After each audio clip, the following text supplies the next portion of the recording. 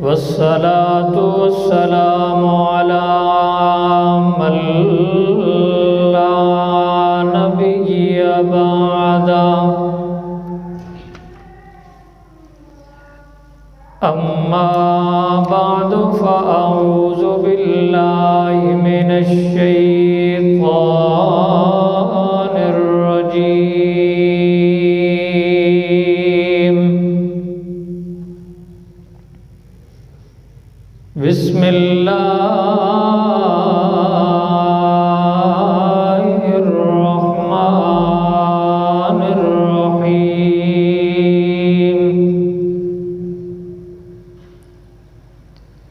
وإذا سألك عبادي عني فإني قريب أجيب دعوة الداعي إذا دعان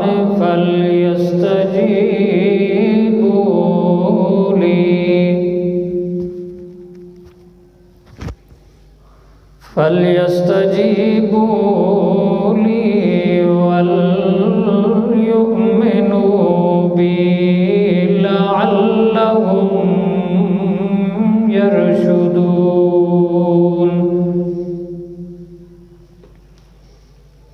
سبحان ربك رب العزة عما يصفون وسلام على المرسلين والحمد لله رب العالمين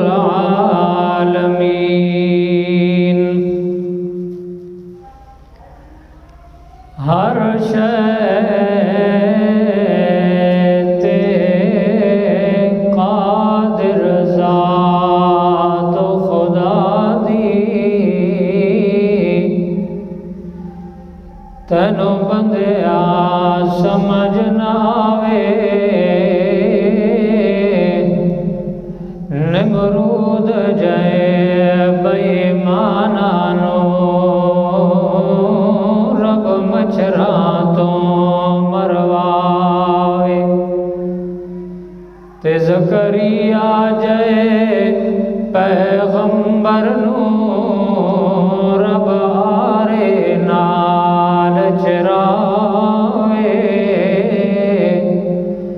او خالق مالک ہے کمتر جڑا چڑیاں تو باز مراوے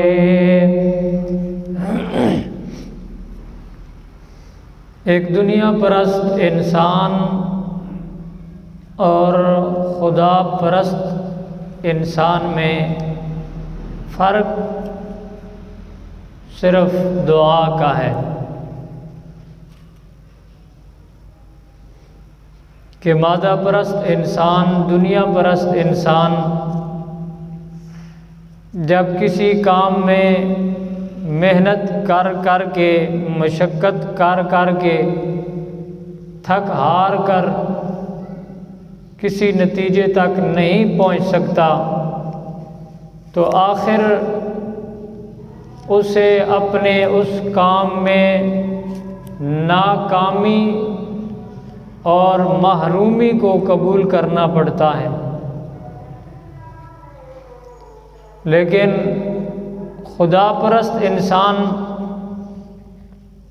جب اپنے کسی کام میں ناکام ہونے لگتا ہے اپنی محنت اور کوشش کا ضائع ہونے کا خطرہ جب ہوتا ہے خدا پرست انسان کو تو وہ اپنی محنت اور کوشش سے توجہ ہٹا کر اپنے اللہ سے مانگتا ہے اور جب مضطر اور مجبور بندہ اللہ سے مانگتا ہے تو پھر اللہ بھی اس کی دعا کو قبول کرتا ہے اور اس کی پکار پر اللہ خوش ہوتا ہے۔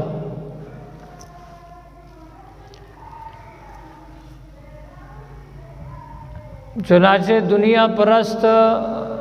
مادہ پرست انسان اور خدا پرست انسان میں فرق یہ ہے کہ دنیا پرست انسان کبھی سکون کی زندگی نہیں گزار سکتا،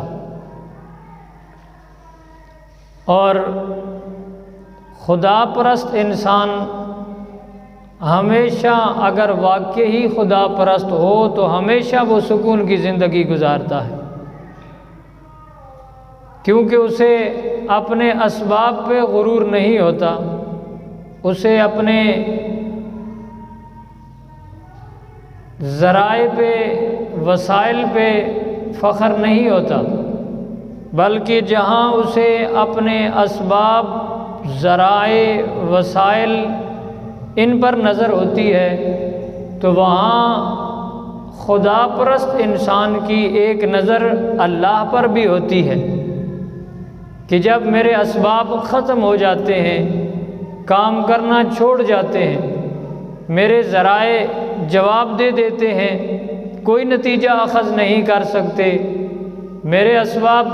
فیل ہو جاتے ہیں، کوئی نتیجہ مجھے نہیں دے سکتے، تو بغیر اسباب کے نتیجہ دینے والی ایک ذات موجود ہے جسے میں اپنی دعا میں پکارا کرتا ہوں۔ اس لیے نبی علیہ الصلوۃ والسلام نے فرمایا الدعاء مخ العبادہ، دعا ساری عبادت کا نچوڑ ہے، ساری عبادت کا نچوڑ اور مغز دعا ہے۔ نبی علیہ الصلوۃ والسلام نے فرمایا کہ دعا قبول ہونے کی جو اوقات بتائے اس میں ایک افطاری کا وقت ہے کہ افطاری کے وقت دعا زیادہ قریب ہوتی ہے قبول ہونے کے، اور فرض نماز کے بعد، فرائض کے بعد دعا کی جائے وہ بھی قریب ہوتی ہے قبولیت کے، اور اسی طرح کوئی نیکی کرنے کے بعد،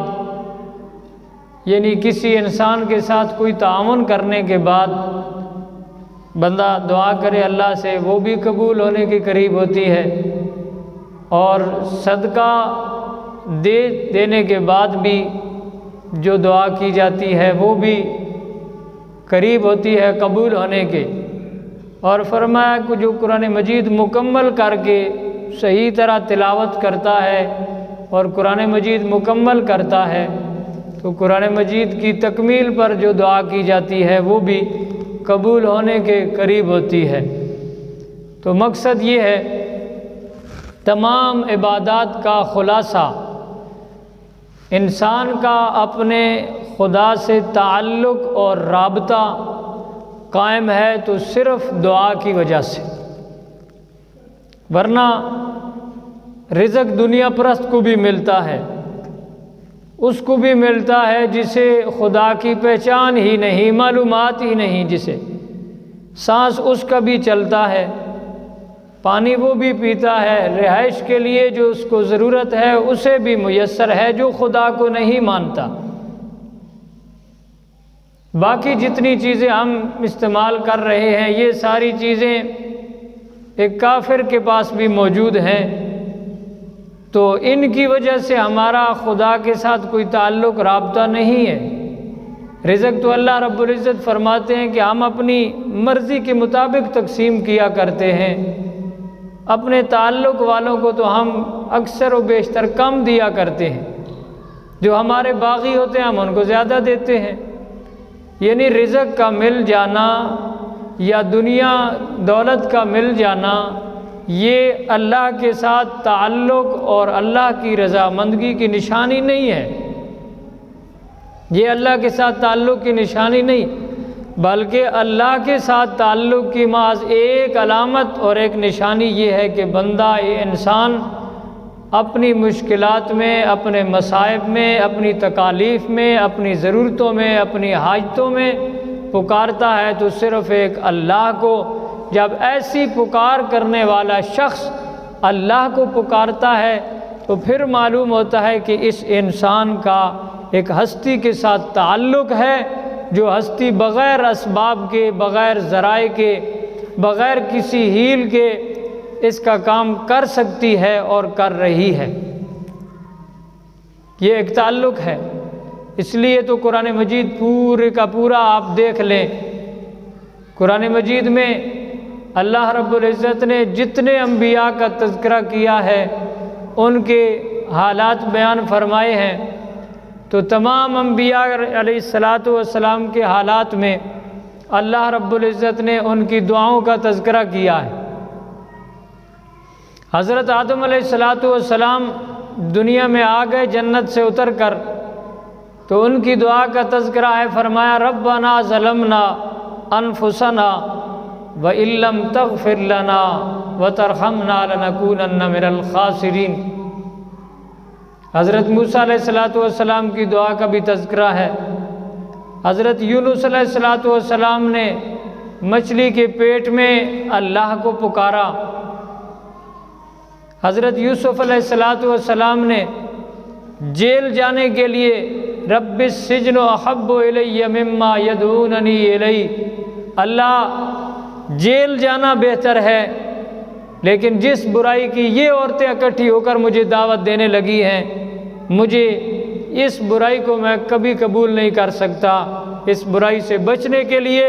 میں یوسف جیل کو قبول کرتا ہوں، جیل کی جو سزا ہے وہ یوسف کو منظور ہے۔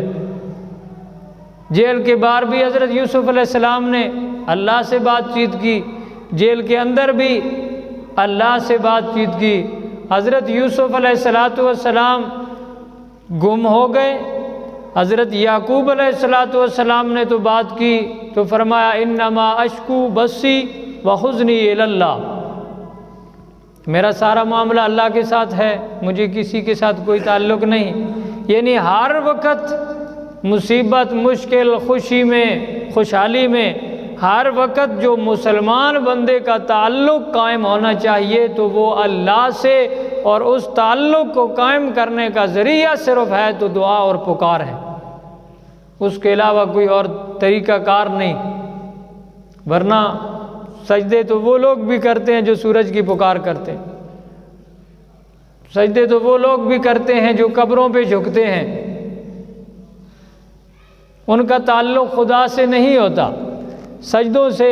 رکوع سے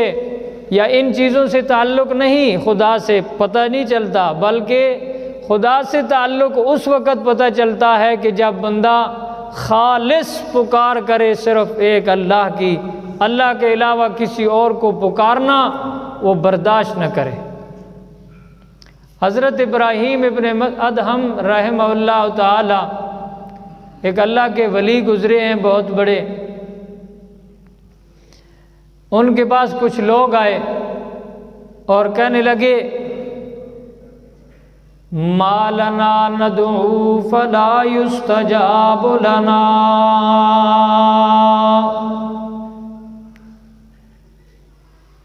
کیا ہے ہم اللہ سے دعا مانگتے ہیں اور ہماری دعا قبول نہیں ہوتی؟ حالانکہ اللہ رب العزت نے قرآن مجید میں خود فرمایا اجیب دعوت الداعی اذا دعان، جب کوئی پکارنے والا مجھے پکارتا ہے تو میں اللہ اس کی دعا کو قبول کرتا ہوں۔ خود اللہ نے قرآن میں یہ وعدہ کیا ہے کہ مجھے جب کوئی پکارے گا تو اس کی دعا میں قبول کروں گا، لیکن ہمیں محترم یہ بتائیے کہ ہم دعائیں کرتے ہیں لیکن ہماری دعائیں قبول نہیں ہوتی۔ ہمارا بھی یہی حال ہے، یہ تو بڑے دور کا سوال ہے، کافی عرصہ پہلے کا۔ اللہ کے ولی سے لوگوں نے سوال کیا، عالم بھی ہیں، کہ ہماری دعائیں قبول نہیں ہوتی، ہم اللہ سے دعائیں کرتے ہیں۔ فرماتے ہیں لِأَنَّ قُلُوبَكُمْ مَاتَتْ، اس لیے کہ تمہارے دل مر چکے ہیں بِعَشْرَةِ أَشْيَاء، تمہارے دل 10 چیزوں کی وجہ سے مردہ ہو چکے ہیں۔ کتنی چیزوں کی وجہ سے؟ تمہاری دعائیں جو قبول نہیں ہوتی تو اس کی وجہ یہ ہے کہ تمہارے دل 10 چیزوں کی وجہ سے مردہ ہو چکے ہیں۔ فرمایا پہلی چیز کہ تم اللہ کو پہچانتے ہو، عرفتم اللہ، اللہ کو تم جانتے ہو، اللہ کو پہچانتے ہو، لیکن لا تؤدی حقہ، اللہ کا حق ادا نہیں کرتے۔ پہلی بات یہ ہے، اللہ پر تو تمہارا ایمان ہے، اللہ کو تو تم جانتے ہو، پہچان ہے تمہارے اندر اللہ کی، لیکن اللہ کا حق ادا نہیں کرتے تم۔ اللہ کا حق کیا ہے؟ اللہ کے اوپر ایمان رکھنا بھی اللہ کا حق ہے، اللہ کی اطاعت کرنا بھی اللہ کا حق ہے، اللہ سے محبت کرنا بھی اللہ کا حق ہے،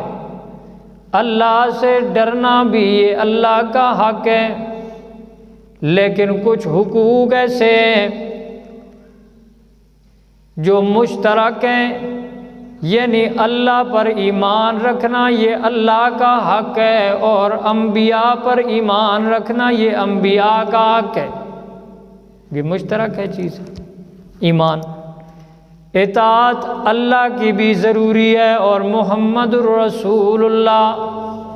صلی اللہ علیہ وسلم کی بھی ضروری ہے، اور ان کے تحت علماء، اولیاء اللہ، شہداء، صدیقین کی اطاعت بھی ضروری ہے۔ محبت اللہ سے بھی ضروری ہے اور محمد الرسول اللہ صلی اللہ علیہ وسلم سے بھی ضروری ہے۔ یہ مشترک حق ہے، لیکن ایک حق ایسا ہے جو صرف اللہ کا حق ہے، اللہ کے علاوہ کسی اور کا۔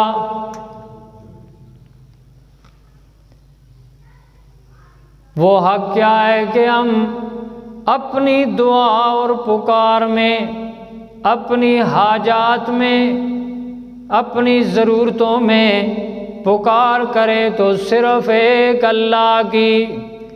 عبادت، ایک اللہ کی ہونی چاہیے۔ یہ اللہ کا حق ہے، اللہ کے علاوہ کسی اور کا یہ حق نہیں، کوئی اور ذات اس حق میں شریک نہیں ہے۔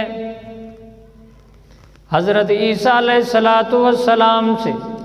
قیامت کے دن اللہ رب العزت سوال کریں گے۔ اللہ رب العزت نے فرمایا، یہ 7ویں پارے میں حضرت عیسیٰ علیہ السلام سے سوال ہوگا، آپ جو دنیا میں گئے تھے، آپ کے مریدین اور آپ کے امتی، انہوں نے آپ کی پکار کی تھی، کیا آپ نے ان کو خود کہا تھا کہ آپ میری اور میری والدہ کی پکار کریں، میری اور میری والدہ کی عبادت کریں، ہمیں الہ مانیں؟ حضرت عیسیٰ علیہ السلام نے فرمایا، سبحانک ما یکون لی ان اقول ما لیس لی بحق، اللہ تو شریکوں سے پاک ہے۔ میں نے بات کیا سمجھانی ہے؟ عبادت اللہ کا حق ہے، عبادت میں کوئی اور شریک نہیں۔ محبت میں نبی بھی شریک ہے، اللہ سے محبت بھی ضروری اور نبی سے بھی ضروری ہے۔ اطاعت اللہ کی بھی کرنی ہے اور نبی کی اطاعت بھی کرنی ہے۔ ایمان اللہ پر بھی رکھنا ہے اور نبی پر بھی ایمان رکھنا ہے، لیکن عبادت صرف اللہ کی کرنی ہے، اللہ کے علاوہ کسی اور کی عبادت جائز نہیں۔ حضرت عیسیٰ علیہ السلام سے اللہ پوچھیں گے تو نے ان کو کہا تھا کہ مجھے میرے مرنے کے بعد حاجت روا اور مشکل کشا بنانا، میری سور و پکار کرنا، مشکلوں میں، حاجات میں، تکالیف میں میری سور و پکار کرنا۔ حضرت عیسیٰ علیہ السلام فرمائیں گے اللہ سبحانک ما یکون لی، اللہ تو پاک ہے، یہ سور و پکار غیبانہ حاجات اور غیبانہ طور پر پکارنا یہ عبادت ہے، سمجھو بات کو، یہ عبادت ہے۔ اور ما یکون لی ان اقول ما لیس لی بحق، میں ایسی بات کیسے کہہ سکتا ہوں جس چیز کا مجھے حق ہی نہیں ہے، میں اس حقدار ہی نہیں اس چیز کا کہ میری عبادت کی جائے، عبادت کا حقدار تو اللہ ہے، اللہ عبادت کے لائق تو ہے۔ تو اگر میں بھی حقدار بن گیا، میں بھی اگر عیسیٰ اور میری والدہ بھی اگر حقدار بن جائے تو یہ شریک ہو جائیں گے، عبادت تیری بھی ہونے لگے گی اور عیسیٰ کی بھی ہونے لگے گی،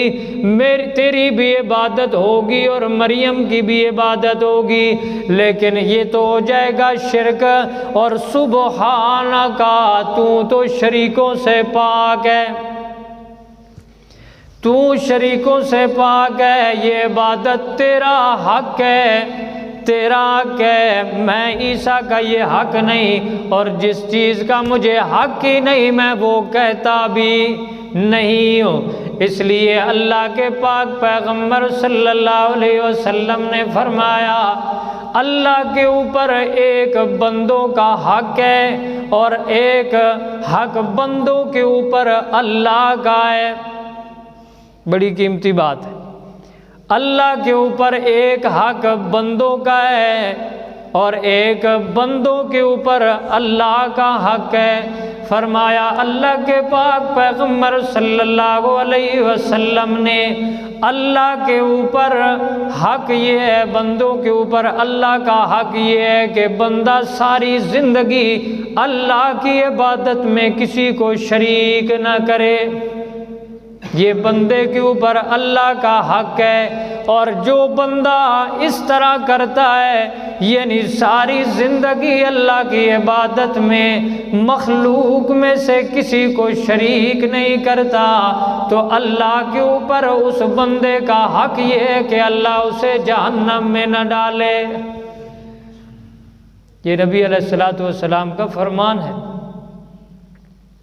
یعنی کیا مطلب؟ بندہ ساری زندگی یہ کوشش کرے کہ عبادت صرف ایک اللہ کی کرے، اللہ کی عبادت میں کسی کو شریک نہ کرے، اور یہ اللہ کا حق ہے بندوں کے اوپر۔ کل اس حق کے متعلق اللہ نے پوچھ گچھ کرنی ہے، اور اللہ کے اوپر اس بندے کا حق یہ ہے کہ جب یہ بندہ ساری زندگی اللہ کی عبادت میں کسی کو شریک نہیں کرتا تو پھر اللہ کے اوپر حق یہ ہے کہ اللہ اسے کل جہنم میں نہ ڈالے۔ اسی وجہ سے اللہ کے پیغمبر صلی اللہ علیہ وسلم نے فرمایا من قال لا الہ الا اللہ دخل الجنہ، جو بندہ لا الہ الا اللہ پڑھ لے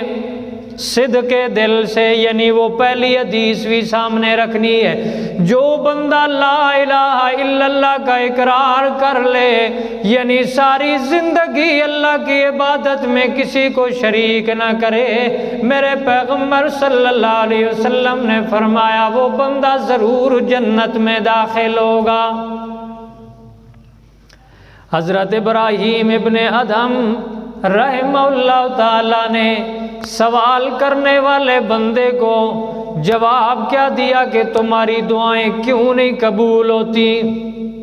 ہمارا بھی یہ سوال ہے آج کل، یہاں ہمارے معاشرے میں بھی یہ سوال کیا جاتا ہے، ہماری دعائیں قبول نہیں ہوتی۔ آپ اور میں اگر ہمارے اپنے معاشرے پر غور کریں، روز بروز دعائیں ہوا کرتی ہیں، کتنی دعائیں ہو رہی ہیں، لیکن اکثر و بیشتر دعائیں ضائع ہو رہی ہیں۔ حضرت ابراہیم ابن ادہم رحمہ اللہ نے کسی سوال کرنے والے کو یہ جواب دیا کہ دعائیں اس لیے نہیں قبول ہوتی کہ تم اللہ کو پہچانتے ہو لیکن اس کا حق ادا نہیں کرتے۔ تو میں نے بتایا کہ اللہ کا سب سے بڑا حق یہ ہے کہ ایک اللہ کی عبادت کی جائے، اللہ کی عبادت میں کسی اور کو شریک نہ بنایا جائے۔ اور دوسری بات حضرت ابراہیم ابن ادہم رحمہ اللہ نے فرمائی ہے، زعمتم انکم تحبون رسول اللہ وترکتم سنتہ، تم اپنے گمان میں، اپنے خیال میں تم رسول اللہ صلی اللہ علیہ وسلم سے محبت کرتے ہو، کرتے ہیں نا بھائی، سارے لوگ محبت کرتے ہیں۔ حضرت ابراہیم ابن ادہم رحمہ اللہ فرماتے ہیں تم دعا کرنے والے، التجا کرنے والے، اللہ کی پکار کرنے والے،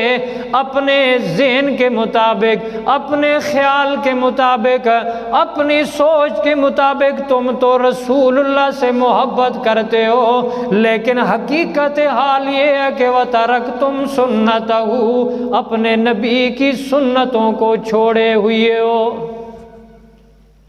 دعا نہ قبول ہونے کی دوسری وجہ، دل میں تو تم محبت کے دعوے کرتے ہو، زبانی دعوے نبی کے ساتھ محبت کے کرتے ہو، لیکن جب پریکٹیکل معاشرے میں دیکھا جاتا ہے تو تم اپنے رسم و رواج کو آگے لے آتے ہو اور نبی کی سنت کو چھوڑ دیتے ہو۔ اور جب یہ حالت بن جائے کہ زبانی دعوے تو یہ ہوں کہ ہماری نبی سے محبت ہے، اور جب نبی کے عمل کی بات آئے تو میں اس کو چھوڑ دوں تو میرا دوست، یہ منافقت بنتی ہے۔ حضرت علامہ نصفی رحمہ اللہ نے تفسیر مدارک میں ایک بڑی قیمتی بات لکھی ہے، فرماتے ہیں فمن ادعا محبت رسولہ،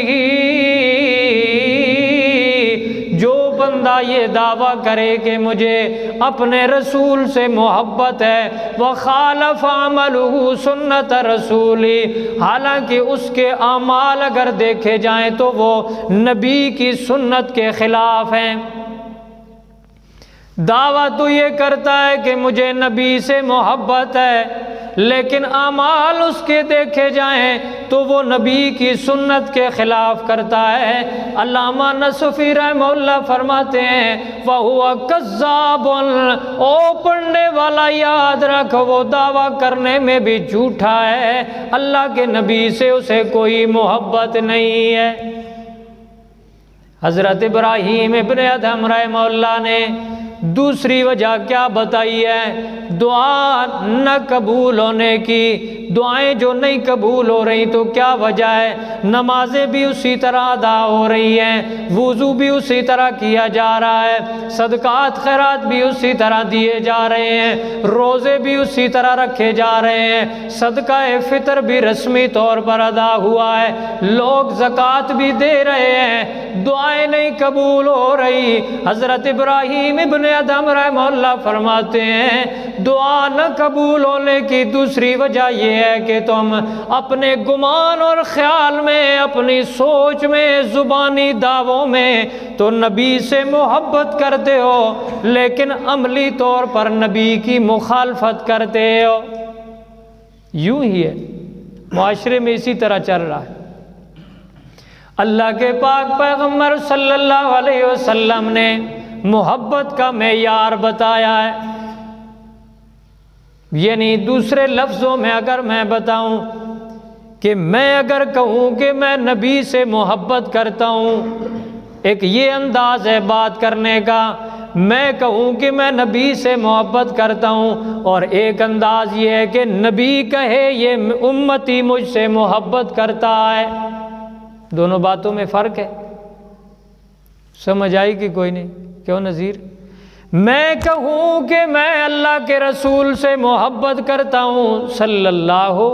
علیہ وسلم، اور اللہ کے نبی کہے کہ فلاں امتی مجھ سے محبت کرتا ہے، تو میرا دوست یقینی بات یہ ہے کہ نبی کی بات سچی ہوگی، نبی کی بات اعلیٰ ہوگی۔ نبی جس امتی کے متعلق نشاندہی کرے گا کہ فلاں امتی مجھ سے محبت کرتا ہے، واقعی وہ امتی محبت کرتا ہوگا۔ فرمایا من احب سنتی،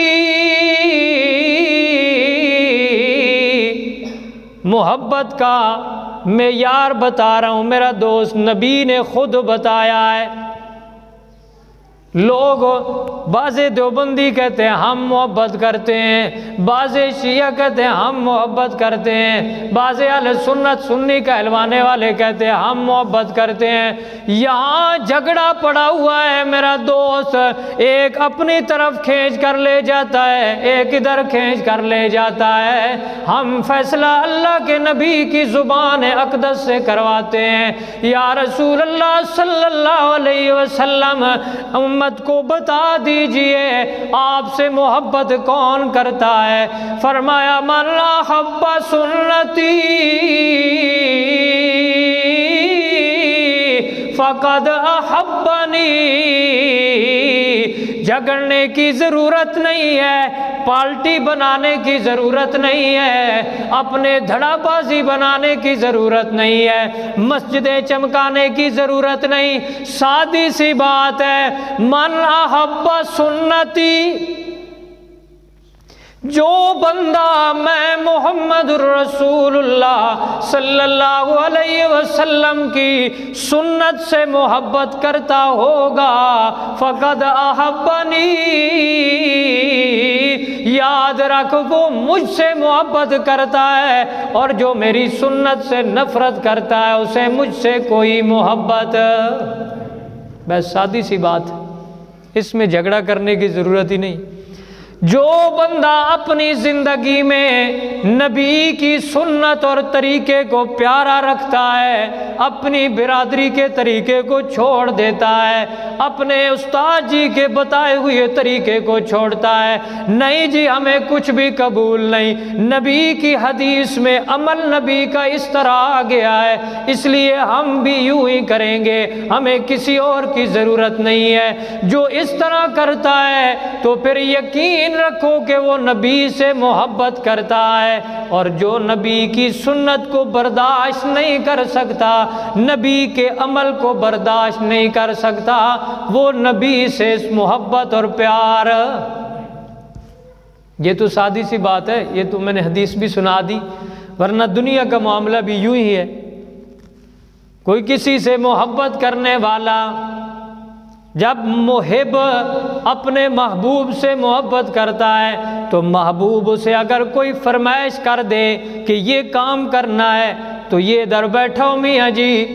محبت ضرور ہے لیکن آپ کے کام نہیں کر سکتے ہم۔ ابا جی کہتے ہیں پانی پلاؤ، ابا جی آپ ہمارے لیے قابل قدر ضرور ہیں، آپ کی عزت ضرور کریں گے، لیکن پانی خود اٹھ کر پی لیجئے، تو محبت نہیں ہوئی نا جی، یہ تو دعوے ہیں۔ اگر والدہ کوئی کام کہے تو بندہ کہے والدہ جی آپ کے قدموں کے نیچے میرے لیے جنت ضرور ہے، آپ نے بڑی مشکلات اور تکالیف اٹھائی ہیں، مجھے آپ سے محبت بھی ہے اس لیے کہ آپ میری والدہ ہے، ساری باتیں برحق ہیں، لیکن آپ کا کام میں نہیں کر سکتا، تو یہ میاں چوری والا مجنوں ہے۔ یہ محبت والا نہیں ہے۔ اس لیے میرا دوست نبی اکرم صلی اللہ علیہ وسلم نے نشاندہی کر دی ہے، اب کسی مسلک کا جھگڑا تو رہا نہیں، کسی دھڑا بازی کی بات تو رہی نہیں، جماعت کی بات تو رہی نہیں۔ میرے پیغمبر صلی اللہ علیہ وسلم نے فرمایا جو میری سنت سے محبت کرتا ہے بس وہ مجھ سے محبت کرتا ہے، اور من احبنی کان معی فی الجنہ، اور یہ بھی سن لو جو مجھ سے محبت کرتا ہے وہ جنت میں میرے ساتھ ہوگا۔ نبی اکرم صلی اللہ علیہ وسلم کا فرمان ہے، اللہ کے پاک پیغمبر صلی اللہ علیہ وسلم نے فرمایا، سنت کی بات آئی نا، من تمسک بسنتی عند فساد امتی فلہ اجر مئۃ شہید۔ جو بندہ میں محمد الرسول اللہ صلی اللہ علیہ وسلم کی ایک سنت زندہ کرتا ہے جو معاشرے میں گم ہو گئی ہے، معاشرہ اسے بھول چکا ہے، معاشرے کو یاد ہی نہیں رہا کہ اس طور طریقے میں نبی کا عمل کیا تھا، اس طور طریقے میں نبی کا عمل کیا تھا، یہ شادی میرے پیغمبر نے کس طرح کی تھی۔ ایک پورا معاشرہ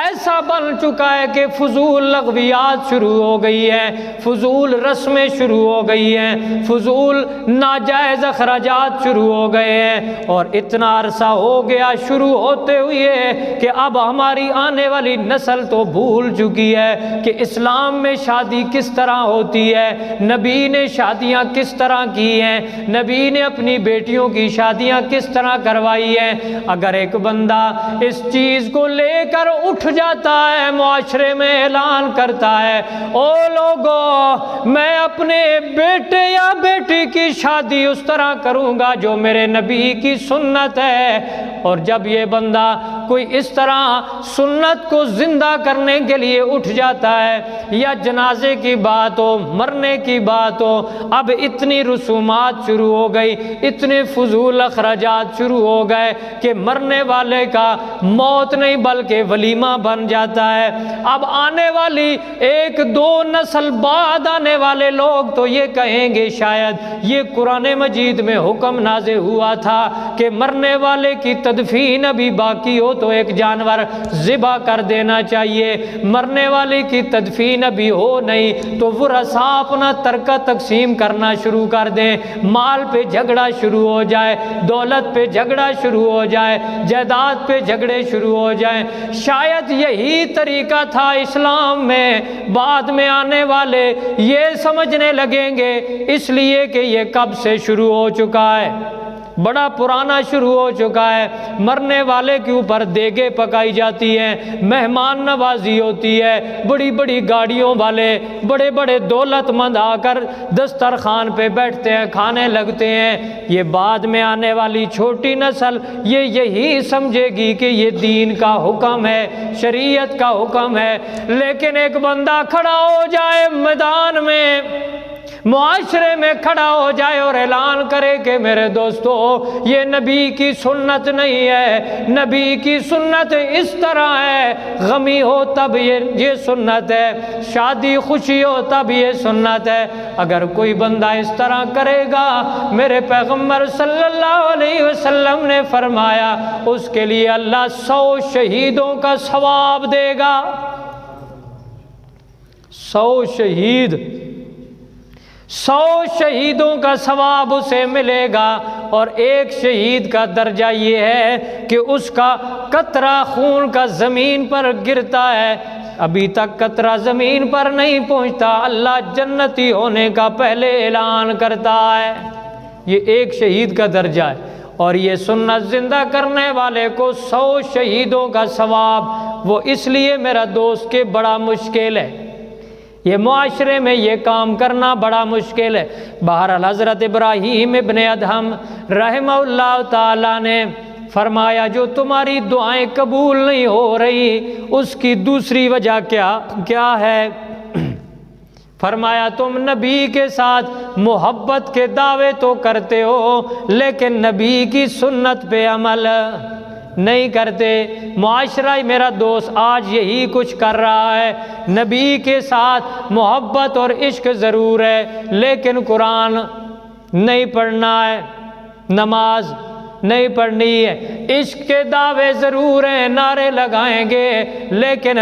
غریبوں کا حق بھی دبائیں گے۔ اس لیے میرا دوست دعائیں قبول نہیں ہوتی، دو وجہ ہو گئی، اور تیسری وجہ فرمائی حضرت ابراہیم ابن ادہم رحمہ اللہ نے، قرأتم القرآن، تم قرآن مجید کی تلاوت تو کرتے ہو، وَلَمْ تَعْمَلُوا بِهَا، لیکن تم اس کے اوپر عمل نہیں کرتے۔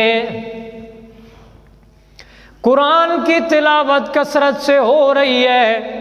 بعض لوگ تو ایسے ہیں کہ 2 3 دن میں رمضان میں قرآن ختم کرتے ہیں،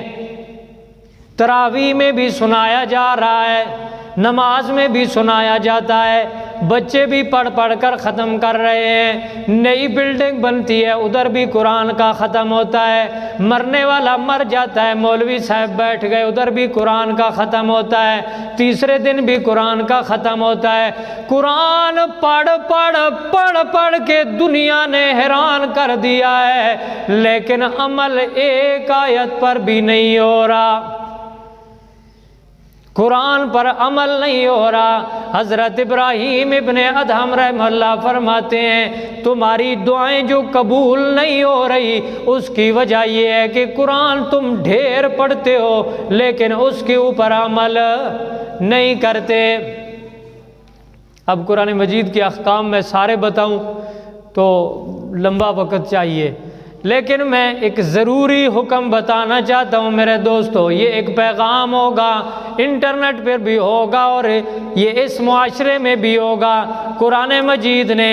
سب سے آگے جو مسئلہ رکھا ہے اعمال کے متعلق تو وہ مسئلہ ہے حقوق العباد کا۔ حقوق العباد جب درست نہ ہوں گے اس وقت میرا دوست اعمال درست نہ ہوں گے۔ سورہ نساء میں اللہ رب العزت نے فرمایا ہے للرجال نصیب مما ترک الوالدان والاقربون وللنساء نصیب مما ترک الوالدان والاقربون مما قل منہ او کثر نصیبا مفروضا۔ یہ قرآن مجید ہے، یہ وہی کتاب ہے جس کی تلاوت کی جاتی ہے صبح کی نماز کے بعد بھی، ظہر کی نماز کے بعد بھی، اور عشاء میں تراویح میں بھی یہی کتاب پڑھی جاتی ہے۔ میری بلڈنگ کے افتتاح میں بھی یہی کتاب پڑھی جاتی ہے، میری دکان کے افتتاح میں بھی یہی کتاب پڑھی جاتی ہے۔ میرا کوئی مرنے والا مر رہا ہوتا ہے، حافظ صاحب کو بلا کے یہی کتاب پڑھی جاتی ہے، وہ مر جاتا ہے قبر پہ بٹھایا جاتا ہے، مولوی صاحب یہی کتاب پڑھتا ہے۔ جب تیسرے دن لوگوں کو کھانا کھلایا جاتا ہے ادھر بھی یہی کتاب پڑھی جاتی ہے۔ نئی دلہن آ گئی اس کے سر پر بھی یہی کتاب رکھی جاتی ہے۔ جانوروں کو بیماری آ گئی درمیان میں کتاب لٹکا کر نیچے سے جانور گزارے جاتے ہیں، یہی کتاب ہوتی ہے۔ کسی کو بیماری لگ گئی ملا نے ٹھیکہ اٹھایا تویز لکھ کر کبھی گلے میں ڈالے یہی کتاب ہے، کبھی بازو پہ باندھے یہی کتاب ہے، کبھی جانور کے گلے میں یہی کتاب ہے، کبھی گاڑی کے اندر یہی کتاب ہے، کبھی دکان میں تویز یہی کتاب ہے، کبھی شادی کے لیے تویز یہی کتاب ہے، کبھی کسی کو جدا کرنا ہے تویز یہی کتاب استعمال کرتا ہے۔ یعنی سارے کاموں کے لیے استعمال ہوتی ہے تو یہ کتاب ساری فنکاریاں، دوسرے لفظوں میں ناراض نہیں ہونا، ساری فنکاریاں مسلمان کی چھپی ہیں تو اس کتاب کے لباس میں چھپی ہیں، ساری بےایمانیاں چھپاتا ہے تو اسی کتاب میں۔ جب عدالت میں جھوٹی گواہی دیتا ہے یہ مسلمان، خدا کی قسم اٹھا کر کہتا ہوں یہی مسلمان نماز کا پابند اسی قرآن پہ ہاتھ رکھ کے جھوٹی گواہی عدالت میں دیا کرتا ہے، اور عورت کو طلاق دے کر پھر جب بعد میں پچھتاوا دعویٰ آتا ہے تو اسی قرآن پہ ہاتھ رکھ کے جھوٹ بولتا ہے میری یہ نیت نہ تھی، سودا کر کے جب سودا نقصان میں ہوتا ہے اسی قرآن پہ ہاتھ رکھ کے قسم اٹھاتا ہے میرا دوست کہ میری یہ نیت تھی۔ بات کرنے کا مقصد یہ ہے، یہ وہ قرآن ہے جسے مسلمان ہر عیب اس کے نیچے چھپاتا ہے،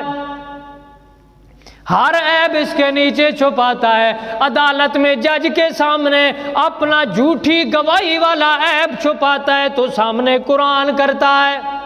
تاکہ جج سمجھے اوئے ہوئے بس قرآن کی بات آ گئی تو اب کیا کر سکتے ہیں میاں۔ جھوٹا سودا، فریب کا جو سودا، دھوکے کا سودا، کس طرح جانور لے گیا منڈی پر، پورا ہفتہ اس کا دودھ نہیں دویا، اے مسلمان کی بے ایمانی، پورا ہفتہ اس کا دودھ نہیں دویا، پھر کیا ہوا جی ادھر اس کی جب تھن خوبصورت لگنے لگے، بڑا دودھ ہے اس میں، ادھر قسمیں اٹھا اٹھا کر کہتا ہے جی میں وضو میں کھڑا ہوں۔ وضو اس زندگی نال نہیں کی تو جب میں ایسا موت ہوتا مڑ کے اس نہیں ارشد ہوتی، میں وضو میں کھڑا ہوں جی، ادھر دعوے کرتا ہے میرا دوست، قسمیں اٹھا اٹھا کر لا الہ الا اللہ محمد الرسول اللہ جی یہ کلمے کے بھی واسطے دیتا ہے اور کہتا ہے اس میں اتنا دودھ ہے۔ وہ بیچارہ گاہک لے کر گھر گیا، ایک دفعہ اس کا دودھ نکالا، دوبارہ دودھ ہی نہیں ہے، جھگڑا بن گیا، پیسے واپس کرو۔ انہوں نے پیچھے سے پتہ معلوم کر لیا، دیوال کا رہنے والا ہے بندہ بھائی وپاری جس نے فراڈ کیا ہے، وہاں آ گئے، جھگڑا ہو گیا جی، مسجد میں فیصلہ ہوگا، قرآن پہ فیصلہ ہوگا، ہوتا ہے کہ نہیں؟ میں جھوٹ تو نہیں بول رہا، مسجد میں فیصلہ ہوگا، قرآن پہ فیصلہ ہوگا۔ ہاں جی میں قرآن پہ ہاتھ رکھ کے کہتا ہوں میں نے یہ تو اسے گائے دی نہیں تھی، میں نے تو یہ گائے بیچی نہیں تھی، میرا دوست میں یہ بات کر رہا ہوں۔ ہم مسلمانوں کے سارے عیب چھپے ہیں قرآن کے نیچے، قسم سے سارے عیب ہم نے چھپائے ہیں قرآن کے نیچے۔ لیکن قرآن مجید کا ایک مسئلہ میں بیان کرنے لگا ہوں جسے میں ضروری سمجھتا ہوں، میرے معاشرے میں یہ بیماری عام ہو چکی ہے۔ اللہ نے فرمایا یہ قرآن ہے میرا دوست، سورہ نساء ہے اور سورہ نساء کی آیت نمبر 7 ہے، فرمایا جب کوئی والدین مر جائے، ماں باپ مر جائے یا کوئی بھائی مر جائے، قریبی رشتہ دار مر جائے، اس کے ترکے میں جس طرح مردوں کا حصہ ہے اسی طرح عورتوں کا بھی حصہ ہے۔ وہ ہے کہ نہیں؟ ہوں سارے خفے ہو گیا ہو۔ جب والد مر گیا، میں اپنی بات آپ کی نہیں کرتا، چلو آپ سارے مجھ سے افضل ہیں، میرا والد مر گیا، والد کے مرنے کے بعد جس طرح میرا حق ہے اس کے ترکے میں، اس طرح میری بہنوں کا بھی حق ہے اس میں، اور ایسا حق نہیں میرا دوست جو ہمارا معاشرہ تقسیم کر رہا ہے، نہیں نہیں، قرآن کہتا ہے مما قل منہ او کثر، یہ بات میں نے بتانی ہے، وہ سوئی ہو، ایک سوئی ایک ذرے سے لے کر بڑے سے بڑا بزنس ہو، جو والد کی ملکیت ہے، سارے بہن بھائیوں کا اس میں حصہ ہے۔ تم جو لے کر سانپ بن کر گھر پہ بیٹھ جاتے ہو، گاڑیاں ضبط کر لیتے ہو، زمینیں تو دور کی بات، وہ تو رواج پرانا ہو گیا نا،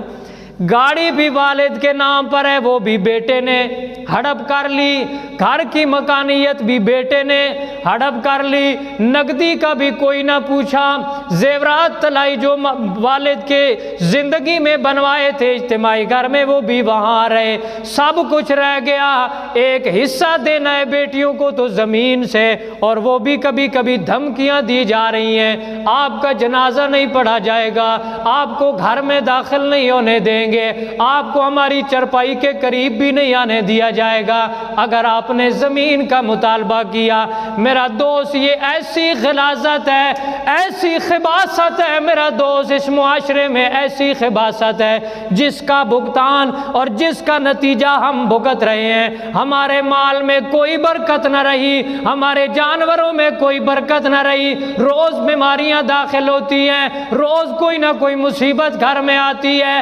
مسئلہ کیا ہے؟ کبھی اس کا حق دبا کے رکھا ہے، کبھی اس کا حق دبا کے رکھا ہے۔ دکاندار ہے تو وہ بے ایمانی پہ، کپڑے والا ہے تو وہ بے ایمانی پہ، زمیندار ہے تو وہ بے ایمانی پہ ہے۔ ہر ایک بندہ اپنی طرف سے بظاہر بڑا صوفی اور حاجی قاضی نمازی لگ رہا ہے، لیکن بے ایمانیوں کے اندر دھسا ہوا ہے، لوگوں کے حقوق دبا رہا ہے، بھائی اپنے بہنوں کے حقوق دبا رہا ہے۔ کئی ایسے والد ہیں، اللہ معاف کرے، سنو میرا دوست غور سے سنو، اگر والد زندگی میں ساری زمین اپنی بیٹوں کے نام کر کے چلا جائے گا،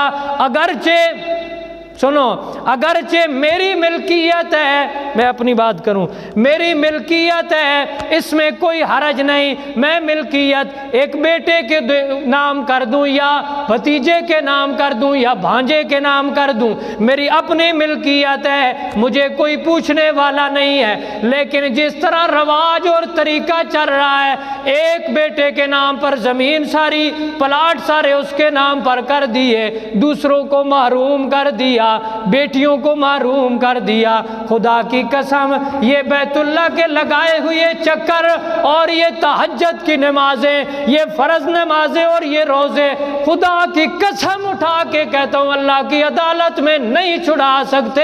جب تک ان لوگوں نے معاف نہ کیا۔ کوئی یہ نہ سمجھے کہ میری تسبیح منکی تے منکا ہوسی تے میں کل اللہ نے عدالت جو چھوٹ ویسے، بندوں کے حقوق جب تک بندے معاف نہ کریں گے کوئی نماز عبادت نہیں چھڑا سکتی، کچھ بھی نہیں ہو سکتا۔ اور اس آیت میں اللہ نے فرمایا نصیبا مفروضا، یہ حصہ جو ہے جس طرح آپ کہتے ہیں او جی استاد جی بھنو معاف کر دیتا، وہ معاف کر دیتا نا، سارے تسی مریض ہو، میں جاننا ماں 8 سال ہو گئے، ہاں ہم خوب بڑا واقف ہے نا، معاف کر دیتا بہنوں، ہم نے مسئلہ کھرا بیان کرنا ہے۔ خدا کی قسم یہ میرا مزاج نہیں کہ کسی میں یہ عیب ہو میرے مقتدی میں اور اس کو چھپا دیا جائے، نہیں، جو زیادتی ہے، جو غلط بات ہے وہ غلط بات، معاف کر دیا جی، وہ جی بہنوں ماں لکھ دیتی، نہیں، نصیبا مفروضا، کسی عالم سے جا کر پوچھو، اللہ فرماتے ہیں یہ زور تجھے دلوایا جا رہا ہے، عورت کو فرمایا زور تجھے دلوایا جا رہا ہے، یہ معاف کرنے سے بھی معاف نہیں ہوگا۔ میں کہتا ہوں ایک دفعہ بہن کے نام کرا، اس کے نام پر چڑھا دے زمین، پھر وہ تجھے واپس کرے، دیکھتے ہیں نا کس نے واپس کی ہے، پہلے چڑھاتے سے تو دیتی نہیں، اس معاف کی تھی میاں، دی نہیں ہے تم نے، اس کو کچھ دیا ہی نہیں ہے، اس نے معاف کیسے کر دیا ہے؟ پہلے اس کے نام پر کراؤ۔ بہرحال دعائیں تمہاری قبول نہیں ہو رہی، اللہ رب العزت نے کیا، اللہ کے پاک پیغمبر صلی اللہ علیہ وسلم کا فرمان سنایا، اور قرآن مجید کی آیت، حضرت ابراہیم ابن ادہم رحمہ اللہ نے سوال کرنے والے کو جواب دیا، جو تمہاری دعائیں قبول اس لیے نہیں ہو رہی کہ تم قرآن تو پڑھتے ہو لیکن قرآن پر عمل بولتے نہیں کر رہا، ہمارا معاشرہ قرآن پر عمل نہیں کر رہا۔ یہ تو ابراہیم ابن ادہم کی بات ہے، وہ پرانے زمانے کی بات ہے، سوال کرنے والے نے سوال کیا، ہماری دعائیں قبول نہیں ہوتی، انہوں نے جواب دیا، 2 وجہ اور بتائی، تیسری وجہ یہ بتائی کہ تم قرآن پڑھتے ہو لیکن اس پر عمل نہیں کرتے، اس وجہ سے تمہاری دعائیں قبول نہیں ہوتی۔ وجوہات 10 ہیں اور ساری آج بیان ہونی ہے، کیوں جی بابا جی؟ آگے فرمایا اکل تم نعم اللہ، بس آخری بات کرتا ہوں، ساری نہیں بیان کرتا، باقی انشاءاللہ نیکسٹ جمعے پہ، اکل تم نعم اللہ ولم تؤدوا شکرہ، تمہاری دعائیں اس لیے نہیں قبول ہوتی کہ تم اللہ کی نعمتیں دن میں پتہ نہیں ہزارہ استعمال کرتے ہو لیکن اس کا شکر ادا نہیں کرتے۔ اللہ کی نعمتیں تم استعمال کرتے ہو، نعم اللہ، عقل تم کھاتے ہو اللہ کی نعمتیں، اللہ کا رزق دیا ہوا کھاتے ہو لیکن اس کا شکر تم ادا نہیں کرتے، تمہاری دعائیں اس لیے قبول نہیں ہوتی۔ اللہ رب العزت نے قرآن میں فرمایا لَإِن شَكَرْتُمْ لَأَزِيدَنَّكُمْ وَلَئِن كَفَرْتُمْ إِنَّ عَذَابِي لَشَدِيدٌ، اگر تو شکر ادا کرے گا میرے دی ہوئی رزق میں، اور رزق دیا ہوا جو ہے اس میں شکر یہ نہیں کہ بندہ دعا کرنے بیٹھ جائے یا اللہ تیرا بڑا شکر ہے تو نے روزی دی، نہیں، یہ بھی طریقہ ٹھیک ہے، لیکن رزق سے زکوٰۃ نکالنا یہ رزق کا شکریہ ہے۔ اللہ نے دولت دی ہے تو سال کے بعد زکوٰۃ دینا یہ شکریہ ہے، اللہ نے گندم دی ہے تو عشر دینا یہ شکر ہے، اللہ نے پیسے دیے صدقہ فطرانہ دینا یہ شکر ہے، غرباء کے ساتھ امداد کرنا یہ شکر ہے۔ اگر اللہ نے مجھے دولت دی ہے، اگر اللہ نے مجھے درہم دینار دیے ہیں، میری ضرورت سے زائد ہے، تو مجھے چاہیے میرے ارد گرد اور ذوی القربہ پڑوسیوں میں اور رشتہ داروں میں کوئی غریب مسکین ایسا نہ ہو کہ جو میری وجہ سے بھوکا سو جائے۔ یہ اللہ کا شکر ہے۔ یہ زبان سے تو شکر کرتے رہتے ہیں، لیکن جب عشر کی بات آتی ہے کوئی نہ دینے، ہاں جڑا کام نہ کرے وہ آکھے کوئی نہیں نہ کرے نہیں جی، یوں تو کرو جی۔ عشر کی بات آتی ہے، عشر کوئی نہیں ادا کیا جاتا، کم از کم ادھر ایک بندے کی نارمل زمیندار کی 40 50 60 من گندم ہوتی ہے، اتنی ہونی نا جی، 40 50، اور بڑے سے بڑا زمیندار 1500 1200 من، 40 50 من سے کتنا عشر ہے؟ 40 سے 4 من، 50 سے 5 من، 60 سے 6 من عشر ہے، اور 1500 سے 150 من عشر ہے۔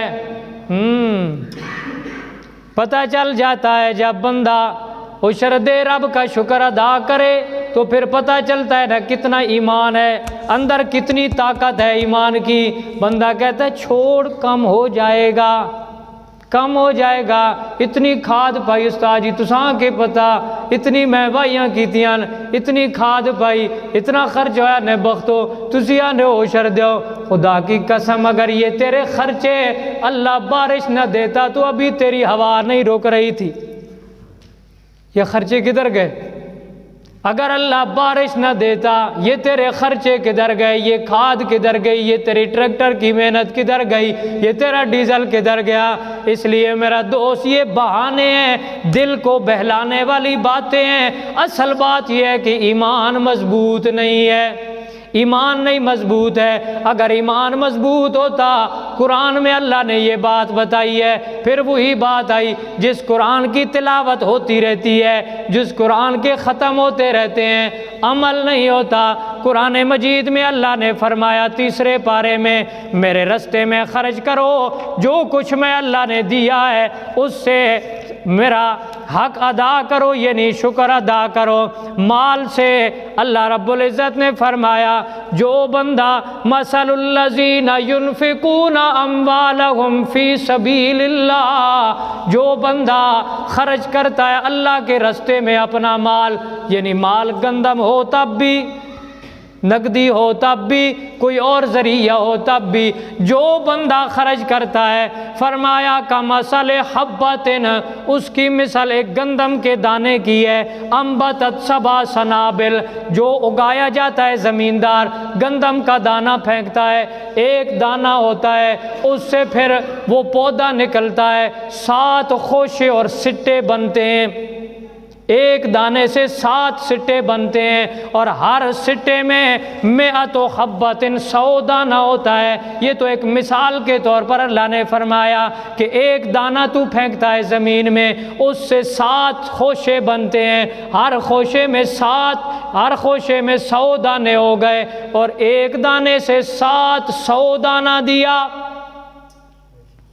وہ یقین نہیں آتا تجھے؟